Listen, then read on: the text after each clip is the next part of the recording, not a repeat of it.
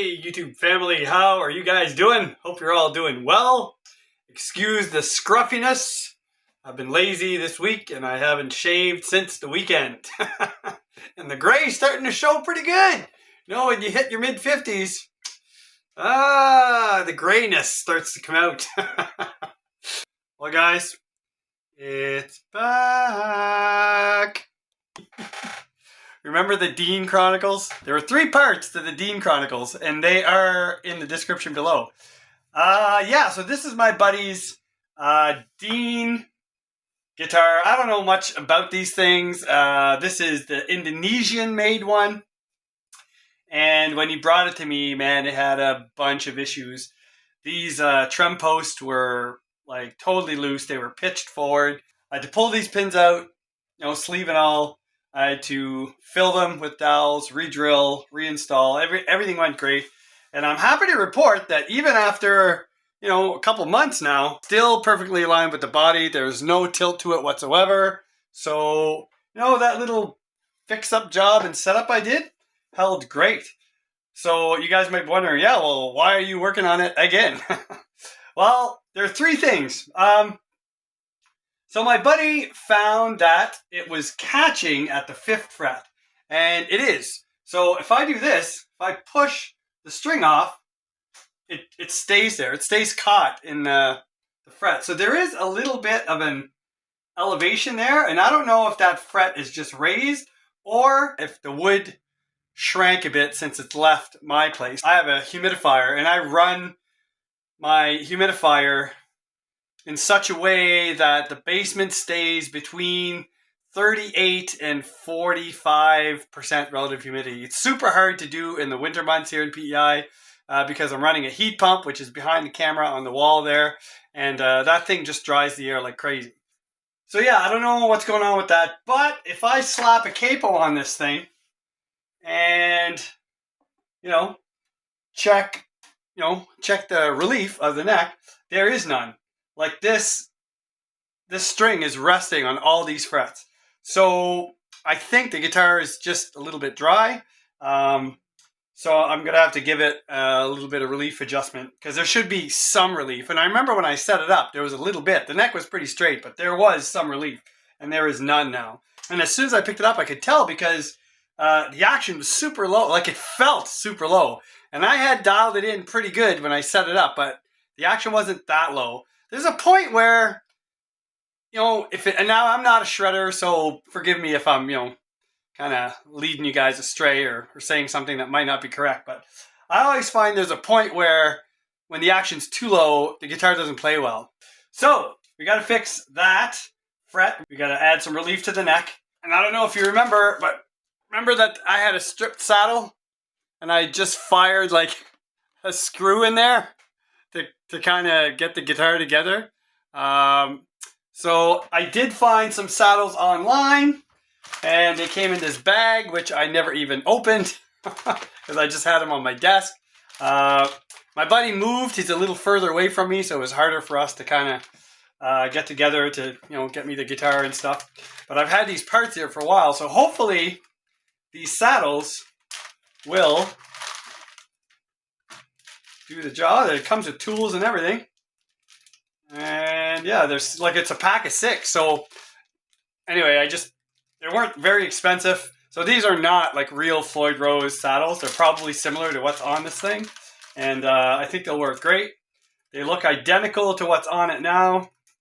And I'll have spares, right? So if he needs an extra one, I'll have more.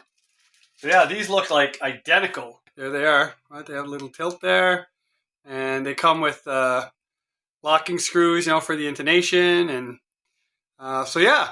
Anyway, hopefully these will be fine. I'll just replace that one saddle, and he went ahead and he bought a Dimebucker by Seymour Duncan.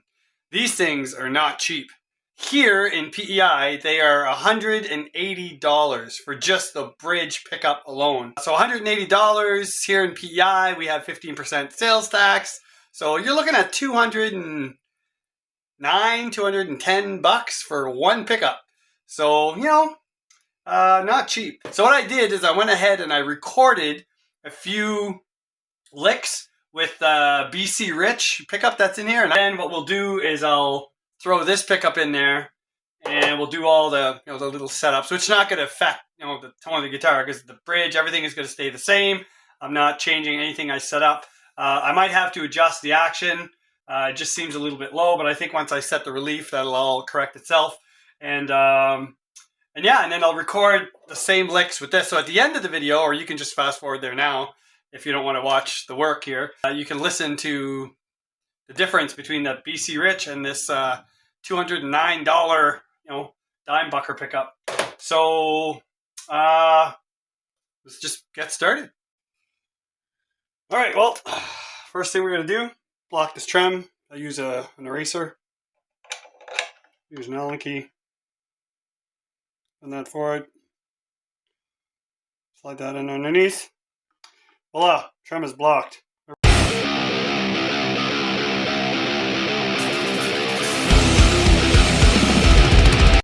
So I ended up just taking the bridge out. It's a lot easier to work on that way. I'm just going to loosen all these. Get the strings out. So to remove this bridge, you just take the springs off in the back and it falls right out. Just got to make a mental note of where this saddle is for intonation purposes. I'm going to remove it and then replace it. There we go. It's out. We'll put the new saddle in. Put the saddle in place. And look, they are identical. It's an identical replacement saddle. I'll post a link to this kit that I bought on Amazon in the description there. So I'm just going to reinstall this screw because there was absolutely nothing wrong with the original screw, but the kit comes with all new locking screws. These new screws have a nice taper on the top, so it should thread in fairly easily. And there we go. Easy peasy. Yeah, look at that. Perfect replacement saddle for these bridges. So I'm going to reset these adjustment screws so we have the same amount of adjustability up and down. I want to have the same amount of threads on the top of the bridge plate as on the bottom. So that way if we have, if you have to tune up or tune down, you have all kinds of adjustability to go both ways. That should be good. All right, got to reinstall this bridge. I'll hold it in place as I'm putting the first spring in.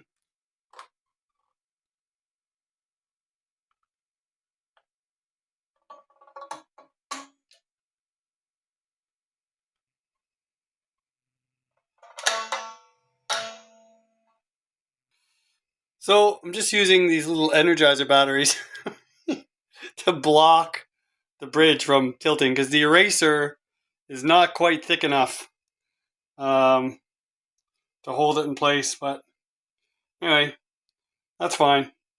So now we're going to change this pickup and then we'll go do all this fretwork stuff. Some of you are probably like, oh, I don't know how to change a pickup. That's scary. Well, no, it's not. Just take the 4 screws out of your pickup ring if that's how yours is set up, and then you can check very quickly to see the wire color, and you can see this one has been like taped. There's a big chunk of tape here. It's blue wire, and kind of just give it a little pull here. But really, this has volume tone. So this back volume pot is the volume for the back pickup usually. The front volume is the volume for the front pickup. That's just a tone. It controls both. This black wire going to this second volume pot is indeed this pickup wire. I already got my soldering iron heated up, ready to rock. So I should just take a second. I'm going to do that right now.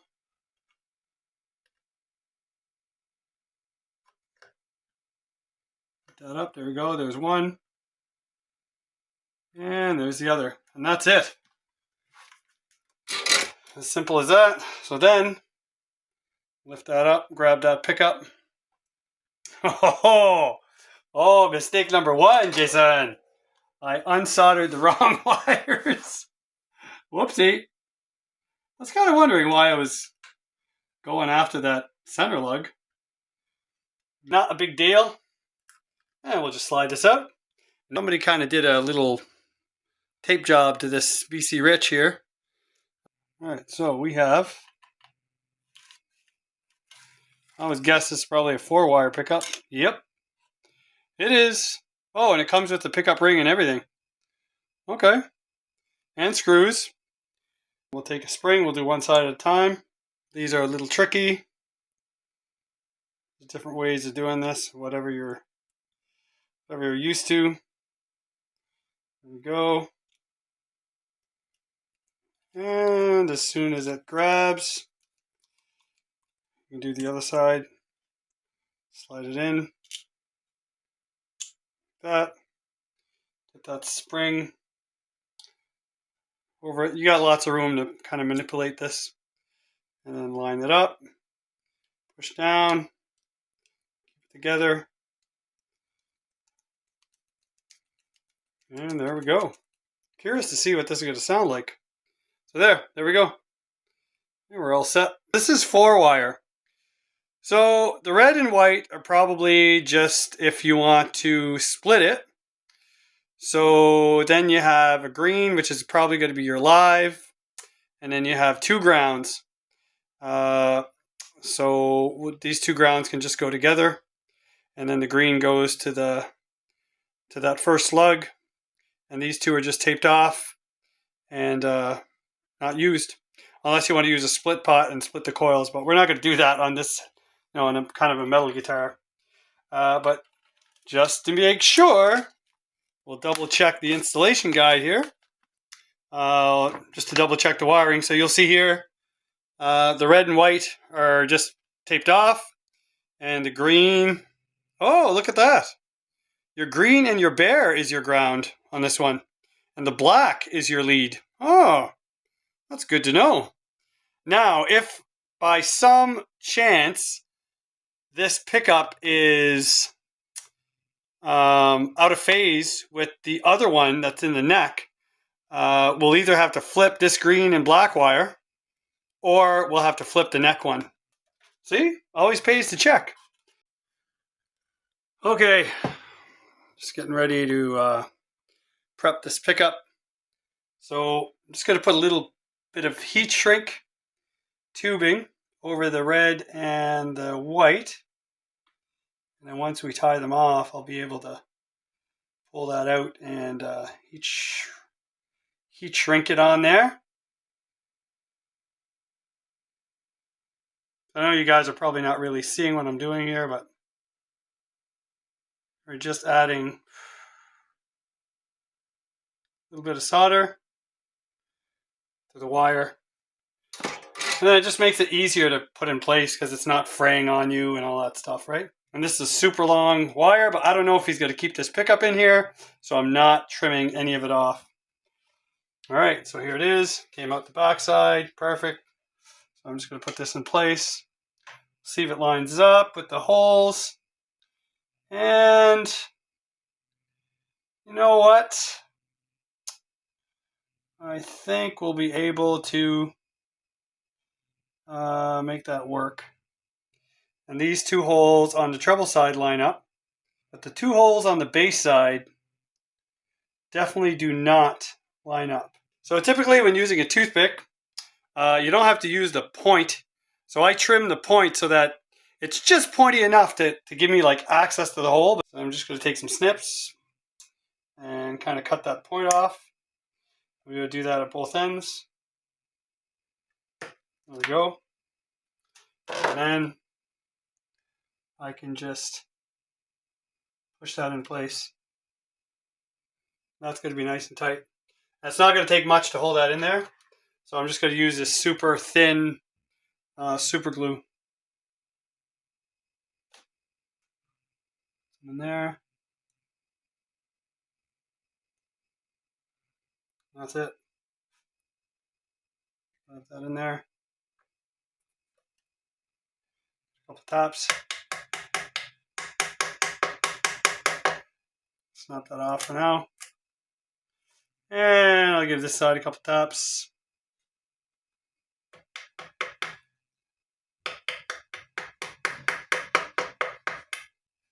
Perfect. Snap that off. Easy peasy. And then take some flush cutters. These are angled. I like these. So I can get right in there. I can trim off any excess.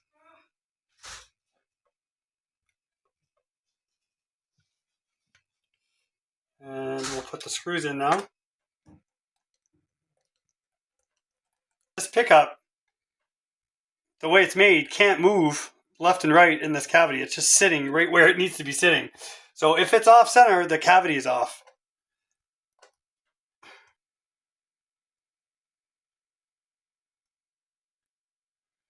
Little zip tie on that, keep it nice and neat.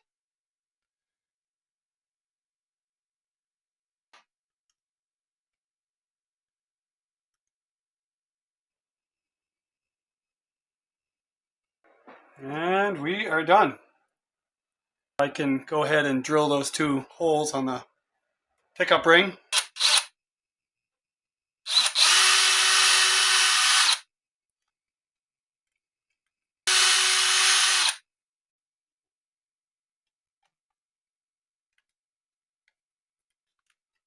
There we go.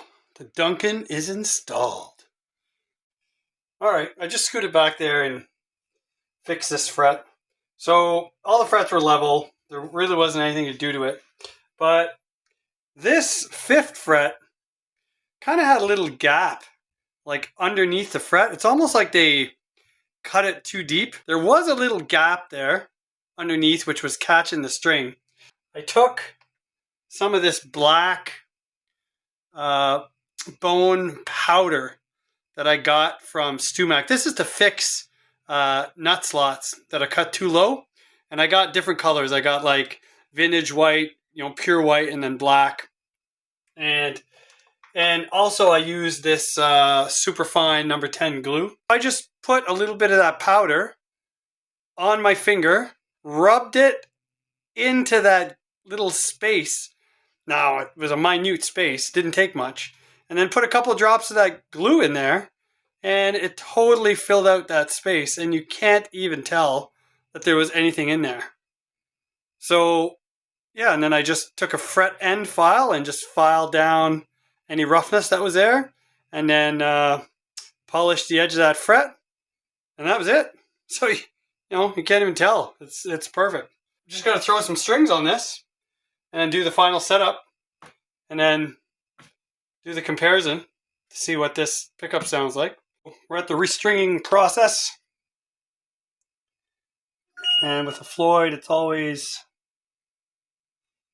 a little bit more complicated than on just a traditional guitar with a hardtail bridge, or a Strat, through body trem style bridge.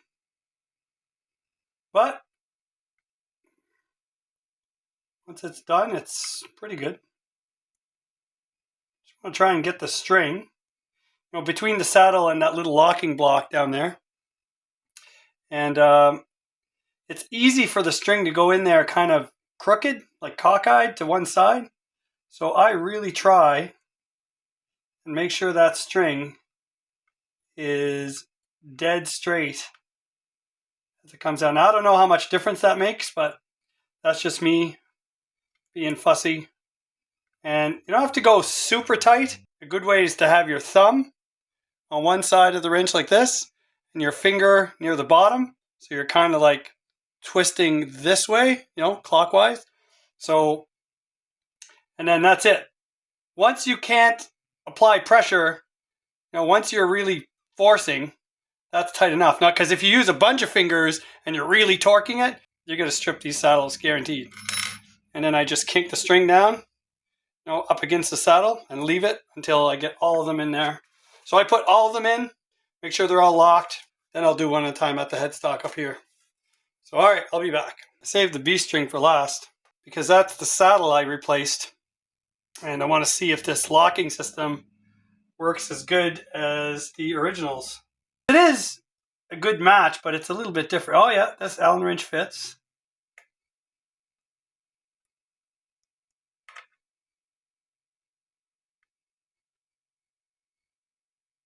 Oh yeah. Oh yeah, you can really torque that down. I'm gonna string this up and then we'll do final setup. Okay, well there you go. We're all restrung. I tuned it quickly. It seems to be kind of holding tune. So it's a floating bridge like this. When you're in the process of setting it up, what's annoying is you get your treble strings up to pitch, and then as you bring your bass strings up to pitch, the bass strings have more tension, so they pull the bridge up, which flattens your treble strings, and then you got to go tune your treble strings again. Some people say tune your bass E and your treble E first, and then go your A and your B, and then your D and your G. But you know what? It's the same tension, so it doesn't really matter. You just got to keep tuning, whichever way you choose. You just got to keep tuning until the spring tension and the string tension are balanced, so that the bridge sits where it's supposed to sit. So now that I'm pretty well set, I'm just going to remove my eraser that I shoved back there. There we go. Stick the Allen wrench in there and I can kind of wedge it out. All right, I think we're almost there. You'll see that the bridge is perfectly level to the body. See that? And that's what we want. Well, pardon the we, but that's what I want. All right, we're good. Dean's all set. Bridge is super nice and level to the body. Action's nice and low, as you can see there. Neck relief is perfect. We have no fret buzz. Everything's fine. I didn't put the covers back on or on the back either. I don't know if these pickups are going to be in phase, out of phase. I have no idea. So here is the Seymour Duncan Dimebag pickup on clean mode.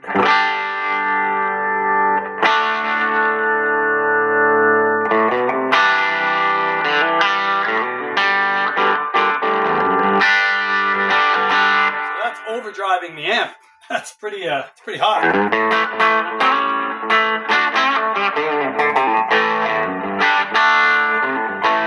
Let's just see if in the middle position we're out of phase. We are.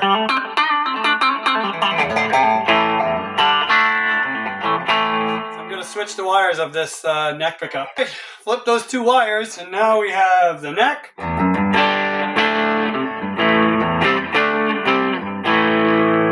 Now we have the bridge. And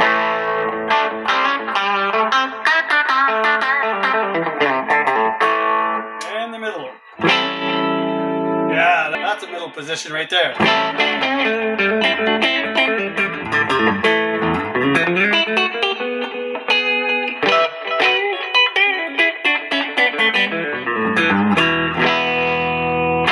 All right, time for the sound demo.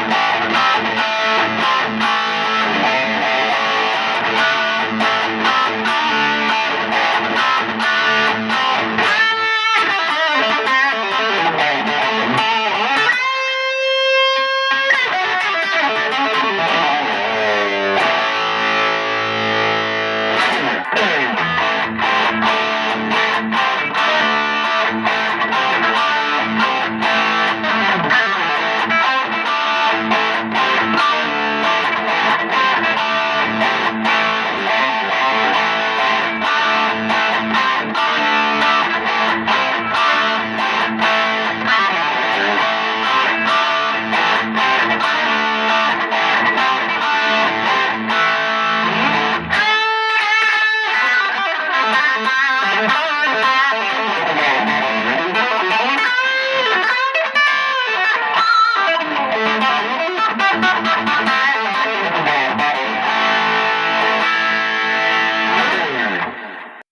there you have it. There is the Dean Dimebag guitar with the new Sabre Duncan Dimebucker. I think it has a little bit more bite, maybe a little bit more articulation. It's hard to tell with that much drive, right? But you guys leave a comment, see what you think. So thanks a lot for following me on this. Any comments or questions, post them, and I will get back to you as soon as I can. Thanks, take care, God bless, and I'll see you in the next one.